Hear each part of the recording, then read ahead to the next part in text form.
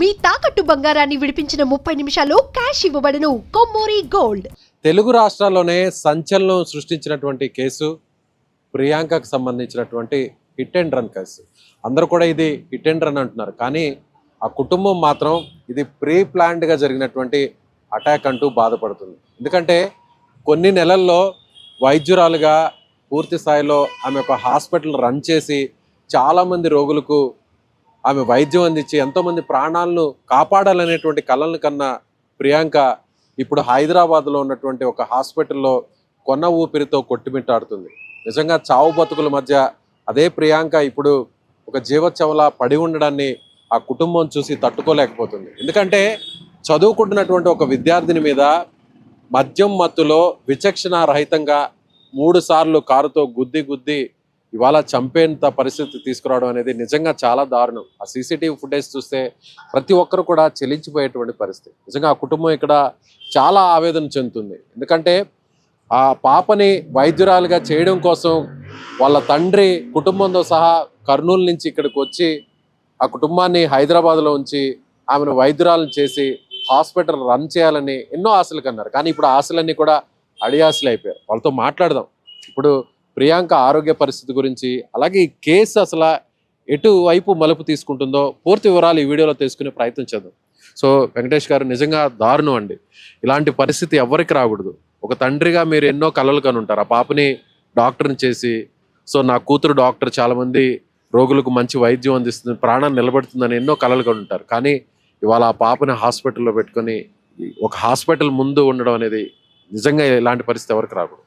So ఏమనుకుంటున్నారు sir? నాకు ఇంతవరకు ఏమన్నా బతుకుతుందేమో అని హోప్తో నేను అక్కడి నుంచి ఇక్కడి దాకా తీసుకొచ్చి హాస్పిటల్లో అన్ని విధాల ప్రయత్నాలు చేస్తున్నాం సార్. ఏ అవకాశం దొరికినా సరైన మెడికేషన్ ఇప్పించి ఆమెను బతికించుకోవాలనే ఇంటెన్షన్ తోటి మేము చాలా విధాలుగా ప్రయత్నాలు చేసినా, డాక్టర్లు కూడా ఎన్ని రకాలుగా ప్రయత్నం చేసినా చివరికి హోప్లెస్గానే ఉంది సార్. కోలుకునే అవకాశాలు చాలా తక్కువ ఉన్నాయి. చాలా క్రిటికల్గా ఉంది సార్ పరిస్థితి. అమ్మాయి బతికే పరిస్థితి లేదని అంటున్నారు. మాకు చాలా అన్యాయం జరిగింది సార్. ఎంతో భవిష్యత్తు కలిగిన నా కూతురి జీవితం నాశనం అయిపోయింది. ఆమెను వాంటెడ్గా చంపాలనే వాళ్ళు చంపినారు సార్. మరి వాళ్ళకి ఏమి ఇంటెన్షన్ తెలియదు. చంపాలనే ఇంటెన్షన్ తోటే 3 సార్లు హిట్ చేసి వీడియో ఫుటేజెస్ చూసిన తర్వాత మాకు అర్థమైంది. ఇన్ని రోజులు అమ్మాయి బతుకుతుందో లేదో ఆమెను చూసుకోవడం కొరకే, వైద్యం ఇప్పించడం కొరకే ఆమె వెంట ఉన్నాను నేను. బయట న్యూస్ అవన్నీ నాకు తెలియదు. అయితే నిన్నటి నుంచి మొన్న కొన్ని విషయాలు తెలిసిన తర్వాత, ఆ ఫుటేజ్ చూసిన తర్వాత మాకేమనిపిస్తుందంటే, ఆ హిట్టింగ్ చూశారు కదా సార్, మీరు కూడా చూసిండొచ్చు. ఆ హిట్స్ చూసిన తర్వాత వీళ్ళు ఉద్దేశపూర్వకంగానే చేసినారు సార్. ఇది చంపాలనే చంపినారు సార్. ఇది ఖచ్చితంగా మాకు దీనిపైన న్యాయం జరగాలని ప్రభుత్వాన్ని ఖచ్చితంగా మేము అడుగుతున్నాం సార్. మాకు ఇంతవరకైతే ప్రభుత్వం నుంచి ఏమాత్రం ఫోన్ చేసి మీకు సహకారాలు అందిస్తామని చెప్పలేదు. ఎమ్మెల్యే గారు ఈరోజు ఉదయం మీకు అండగా ఉంటుంది ప్రభుత్వం అని అన్నారే కానీ ఇంతవరకు కూడా ఎవరు రాలేదు. మాకు ఎలాంటి సహకారం ఇస్తామని చెప్పి ఎవరు చెప్పలేదు సార్. మాకు అయితే చాలా అన్యాయం జరుగుతుంది సార్. ఖచ్చితంగా దీన్ని సీరియస్గా వాస్తవం ఏం జరిగిందో తిరిగి దాన్ని దర్యాప్తు చేసి ఎవరైతే తప్పు చేసిన నిందితులు ఉన్నారో వాళ్ళకి కఠినంగా శిక్షించడానికి మాకు ఖచ్చితంగా శిక్ష పడాలని మేము అడుగుతున్నాం సార్.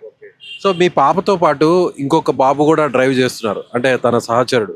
తనతో మాట్లాడడం జరిగిందా? ఏం చెప్పాడు? అసలు గొడవ లాంటిది ఏమన్నా జరిగిందా? మొత్తం ఆ ఇన్సిడెంట్ గురించి మీరు ఏం కనుక్కున్నారు సార్? వాస్తవంగా తర్వాత తెలిసింది ఏంటంటే, సినిమా చూసి వీళ్ళు బయటికి ఇంటికి వెళ్ళాలని వెళ్తున్నారు సార్. కారు ఎప్పుడైతే కాంప్లెక్స్ నుంచి బయటకు వస్తుందో అక్కడ గొడవ పడ్డారని తర్వాత ఫుటేజెస్ అవన్నీ చూసిన తర్వాత తెలిసింది. అయితే వీళ్ళు అంటే ఆ గుద్దడానికి ముందే సో ఈ బైక్ని, స్కూటర్ని ముందుగానే గుద్దే ప్రయత్నం జరిగింది. అక్కడ చిన్న ఒక ఇన్సిడెంట్, వాగ్వాదం లాంటిది జరిగింది. అంటే మీ పాప ఇలా డ్రింక్ చేసి ఇలా డ్రైవ్ చేయడం కరెక్ట్ కాదు అని అతనితో ఏదో మాట్లాడిందని అక్కడే గొడవ జరిగింది. దాన్ని మనసులో పెట్టుకొని ఇలా బయటకు వచ్చిన తర్వాత ఇలా యాక్సిడెంట్ చేశారని అంటున్నారు. నిజమేనా? నో సార్, అసలు వీళ్ళు కలిసింది లేదు, గొడవ పడింది లేదు. ఈ కారు ఎవరైతే నడిపారో అతను మేనేజ్మెంట్ వాళ్ళతో గొడవ పడ్డారు.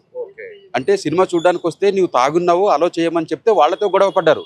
ఇదంతా పబ్లిక్ ఏం తెలియదు. సినిమా వదిలిన తర్వాత వీళ్ళు బయటికి వెళ్తుంటే వాళ్ళని లోపలికి వదలనందుకు ఆ కోపము, ఆ ఫ్రస్ట్రేషన్తో గేట్ దగ్గరకు వచ్చాడు. గేట్ దగ్గర అదే ఫ్రస్ట్రేషన్ మైండ్లో పెట్టుకొని అడ్డంగా ఉన్నారని చెప్పి స్కూటీ వాళ్ళను హిట్ ఇచ్చారు. ఒకసారి ఇచ్చిన తర్వాత ఎవరైనా వెనక తగులుతుందంటే తిరిగి చూస్తారు సార్. దాంట్లో కనబడుతుంది. తిరిగి చూసిన తర్వాత ఆ ఇగో అంటే నేనంటే ఏంటనే ఒక గర్వంతో మళ్ళీ తగిలిచ్చి మళ్ళీ సస్తుంది, ఖచ్చితంగా ఈ కారు ఎక్కితే చచ్చిపోతారని తెలియదా సార్? బ్రేక్ వేస్తున్నావు, కారు కరెక్ట్గా డ్రైవ్ చేస్తున్నావు, తగిలిచ్చి కారు తలపైన ఎక్కించి లెఫ్ట్ కట్ చేసుకొని నువ్వు వెళ్తున్నావు, నీకు మైండ్ కరెక్ట్గా పనిచేస్తున్నట్టేగా. మరి ఇది ఖచ్చితంగా ఉద్దేశపూర్వకంగానే జరిగింది సార్.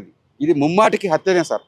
ఖచ్చితంగా మాకు న్యాయం చేయాలని మేము కోరుకుంటున్నాం సార్. కానీ ప్రభుత్వం ఎమ్మెల్యే కూడా స్పందించారు. ఆయన కూడా ఏమంటున్నారు, ఇది హిట్ అండ్ రన్, ఇక్కడ మద్యం సేవించి జరిగినటువంటి ఆ ఇదిలో జరిగిన ఇన్సిడెంటే తప్ప ఇది ప్లాన్డ్ గా జరిగినటువంటి హత్య కాదు అనేటువంటి కొన్ని వాదనలు కూడా వస్తున్నాయి. దానిపై మీ రియాక్షన్?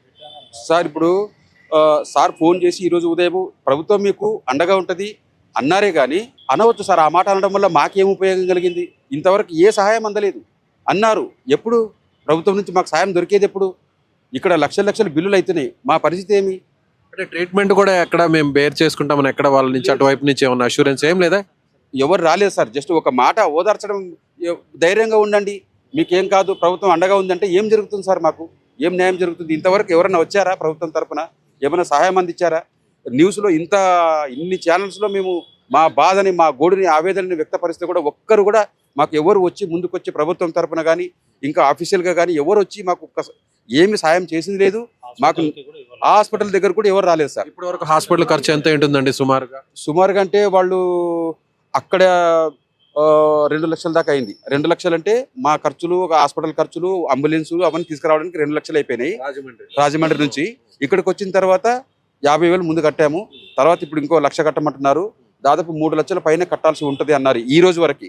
మళ్ళీ రేపటి వరకు ఫైనల్ బిల్ ఎంత అవుతుందో చెప్తామన్నారు. అయితే ఈ విషయంలో నాకు ఇంకో అనుమానం కూడా ఉంది సార్. ఇప్పుడు అక్కడ ఎఫ్ఐఆర్ ఏం బుక్ అయింది, ఏం సెక్షన్లు పెట్టారో తెలుసుకోవాలని చెప్పి మా కుటుంబ సభ్యులు ఎందుకు ఇలా జరిగిందని అనుకుంటే పోలీస్ స్టేషన్కి ఫోన్ చేసినాం. సిఏ గారికి, రాజమండ్రి ప్రకాష్ నగర్ పోలీస్ స్టేషన్కి ఫోన్ చేసి ఆయన టచ్లో ఉన్నారు. నాకు ఎలా ఉంది అమ్మాయికి అని చెప్పి అడుగుతున్నారు. సార్ మీరు ఎఫ్ఐఆర్ ఏం బుక్ చేశారు, అసలు సెక్షన్ ఏం పెట్టారు, ఈ ప్రమాదానికి అంటే వీళ్ళు చేసిన పనికి పెట్టాల్సిన సెక్షన్లు కరెక్ట్గా ఉన్నాయా లేదా వెరిఫై చేసుకుంటాం సార్. ఆ ఎఫ్ఐఆర్ ఒకసారి మాకు పంపించామంటే వారు పంపించారు. చూస్తే అందులో ఉండే సెక్షన్లు చాలా సింపుల్ సెక్షన్లు. చేసిన నేరానికి హత్యాయత్నం కేసులు ఎక్కడ పెట్టలేదు, అటెంప్ట్ మర్డర్ కానీ అట్లాంటివి ఏం లేదు. 308 పెట్టామన్నారు, అది లేదు. ఇది ఏదో మేనేజ్ చేస్తున్నారు సార్. అక్కడ లోకల్గా వాళ్ళు ఇన్ఫ్లుయెన్స్ ఉన్న వాళ్ళని తెలుస్తుంది.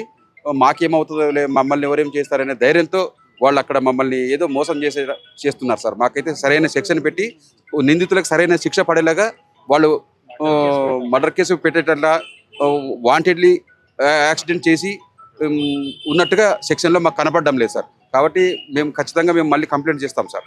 మాకైతే న్యాయం జరగాల సార్ ఈ విషయంలో. మీరు ఒక మాట అన్నారు, ఇన్ఫ్లుయెన్స్ చేసే వ్యక్తులని. ఏంటి ఆ ఇన్ఫ్లుయెన్స్ చేసే వ్యక్తులంటే? అంటే బయట ప్రపంచానికి తెలియాల్సినటువంటి అవసరం కూడా ఉంది. అవును సార్. మాకు తెలిసింది ఏంటంటే సార్, ఎవరైతే కారుతో ఢీ కొట్టారో ఆయన వాళ్ళ ఫాదర్ పొలిటికల్కి సంబంధించిన వ్యక్తి అంట. మాజీ సర్పంచ్ ఏదో అన్నారు, మాజీ సర్పంచ్ గారంట. వాళ్లకు రాజకీయ నాయకులతోటి బంధుత్వాలు ఉన్నాయంట. వీళ్ళు ఖచ్చితంగా ఏదో మేనేజ్ చేసినారని మాకు అనుమానం పక్కాగా తెలుస్తుంది సార్. ఈ విషయంలో మాకు న్యాయం జరుగుతుందని మాకు హోప్ లేదు. ఖచ్చితంగా మాకు న్యాయం జరిగే వరకు మాకు మీ మీడియా వాళ్ళు అందరూ సహకరించి నిజంగా జరిగిన తప్పుకి, వాళ్ళు చేసిన తప్పుకి శిక్ష పడేలాగా మాకు సహకరించాలి. మేము కూడా ఎఫ్ఐఆర్ రైట్ వేలో బుక్ అయ్యేంత వరకు మేము పోరాడతాం సార్. సో పోలీసులు కూడా మీడియాతో మాట్లాడడం జరిగింది. అక్కడ లోకల్ ఎమ్మెల్యే కూడా మాట్లాడారు. సో ముఖ్యమంత్రి చంద్రబాబు కూడా, ఆయన కూడా స్పందించారు. సో ఘటన జరిగిన వెంటనే కొన్ని గంటల్లోనే కేసు నమోదైంది, ఎఫ్ఐఆర్ అయింది. ఆ తర్వాత వాళ్ళని కూడా అరెస్ట్ చేసాం, ప్రజెంట్ రిమాండ్ కూడా వాళ్ళని పంపించామని అంటున్నారు. సో ఇంతకంటే మేము ఇంకేం చేయాలనేటువంటి ఒక వాదన అటువైపు నుంచి ఇస్తుంది. మీరేం చెప్తారు? అంటే కేవలం అరెస్ట్ చేయడం, జైలుకు పంపించి చేతులు దులుపుకోవడమే కాకుండా మీ డిమాండ్ ఏంటి, అసలు మీ వైపు నుంచి మీ ఆవేదన ఏంటి? సార్ ఇప్పుడు హిట్ అండ్ డ్రైవ్ సెక్షన్ సరిపోతుంది సార్. దీనికి ఎలా సరిపోతుంది సార్? సెక్షన్లు పెట్టాల్సినవి పెట్టలేదు. కాబట్టి అక్కడ లోకల్గా ఏమి ఇన్ఫ్లుయెన్స్ జరుగుతుందో మాకు తెలియదు. ప్రభుత్వం వాళ్ళు చెప్తున్నారు మీకు న్యాయం జరుగుతుంది, సీఎం గారు ఇన్వాల్వ్ అయ్యారు అంటున్నారు. కానీ ఎక్కడ రికార్డెడ్గా ఎక్కడ చేస్తున్నారు? ఫిజికల్గా ఇక్కడికి వచ్చి ఎవరైనా కలిశారా? ఎవరైనా సంబంధించిన వ్యక్తులు, ప్రభుత్వానికి సంబంధించిన వ్యక్తులు ఇక్కడికి ఎవరైనా వచ్చారా? ఏదైనా సాయం చేశారా? మెడికల్కి ఏమైనా సహకారం అందించారా? కొన్ని సెక్షన్ల విషయంలో కానీ, శిక్ష పడే విషయంలో కానీ, ఎఫ్ఐఆర్ చేసే విషయంలో కానీ ఏమన్నా కరెక్ట్గా ఏమైనా సెక్షన్లు పెట్టారా? ఎఫ్ఐఆర్ చూసిన తర్వాత మాకు అవగాహన కలిగింది ఏంటంటే ఖచ్చితంగా ఉద్దేశపూర్వకంగా ఏదో ఇన్ఫ్లుయెన్స్ జరుగుతుంది సార్. మాకైతే అనుమానం ఉంది. దీనిపైన మేము పోరాడదలుచుకున్నాం సార్. సో ఇది తండ్రి వెంకటేష్ ఆవేదన. అంటే పాప చనిపోతుంది అనేటువంటి బాధ కంటే కూడా సో ఆ పాపకు అన్యాయం జరుగుతుంది. ఇన్సిడెంట్ మీద గవర్నమెంట్ కానీ లోకల్గా ఉన్నటువంటి ఆఫీసర్స్ కానీ వాళ్ళ వైపు నుంచి ఒక మోరల్ సపోర్ట్ అనేది లేదు. సో పాపను బతికించుకోవడానికి కోసం 1% ఛాన్స్ ఉన్నా కూడా ఒక తండ్రిగా, ఒక ఫ్యామిలీ పర్సన్స్గా అన్ని రకాల ప్రయత్నం చేస్తున్నాం. కానీ ఇక్కడ వ్యవస్థలో నిర్లక్ష్యం ఉంది. సో ఆ మాల్కి సంబంధించినటువంటి సెక్యూరిటీ ల్యాప్సెస్ ఉన్నాయి. అలాగే డిపార్ట్మెంట్ వైజ్గా చూసినా కూడా అనేక ఇబ్బందులు ఉన్నా కూడా ప్రభుత్వం నుంచి ఒక మోరల్ సపోర్ట్ లేదు అనేటువంటి ఆవేదన ఆ తండ్రిలో కనిపిస్తున్నటువంటి పరిస్థితి. సో ఈ వీడియో చూస్తున్నటువంటి వారికి అంటే ఒక డాక్టర్ కావాల్సినటువంటి ఒక అమ్మాయి ఇవాళ ఒక నిర్లక్ష్యానికి గురై అంటే మద్యం మత్తులో ఉన్నటువంటి ఒక ఇద్దరు చేసినటువంటి ఆ దారుణానికి వాళ్ళ ఆకృత్యాలకి బలి ఇవాళ ప్రాణాలతో పోరాడాల్సినటువంటి పరిస్థితి అయితే ఉందని చెప్పాలి. సో మీకేమనిపిస్తుందో ఈ వీడియో చూశాక ఖచ్చితంగా మీ వైపు నుంచి కూడా మీ అభిప్రాయాన్ని కూడా ఖచ్చితంగా కామెంట్ బాక్స్లో తెలియచేయాలని వినిపిస్తుంది.